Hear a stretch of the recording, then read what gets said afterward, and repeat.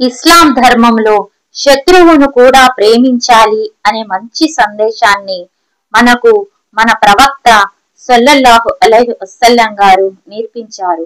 దీనికి ఉదాహరణగా హదీస్ లోని ఒక విషయాన్ని మనము తెలుసుకుందాము.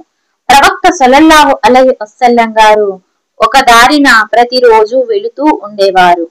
ఆ దారిలో ఒక ఇంట్లో ఒక ముసలమ్మ ఉండేది. తను ప్రవక్త సల్లల్లాహు అలైహి వసల్లం గారిని ఇంటిపై నుంచి చూస్తూ ఉండేది. తర్వాత ముసలమ్మ ప్రవక్త సల్లల్లాహు అలైహి వసల్లం గారిపై ఇంటిలోని చెత్తను తీసుకొని వచ్చి ప్రతిరోజు వారిపై వేసేది. కానీ మంచికి, శాంతికి, ప్రేమకి మారుపేరు అయిన ప్రవక్త సల్లల్లాహు అలైహి వసల్లం గారు ఒక్క మాట అయినా మాట్లాడకుండా వెళ్లిపోయేవారు. ఒక రోజు అలానే ప్రవక్త సల్లల్లాహు వసల్లం గారు ఆ దారిన వెళుతూ ఉంటే ఆ ముసలావిడ ప్రవక్త సల్లల్లాహు అలైహి వసల్లం గారికి కనిపించలేదు.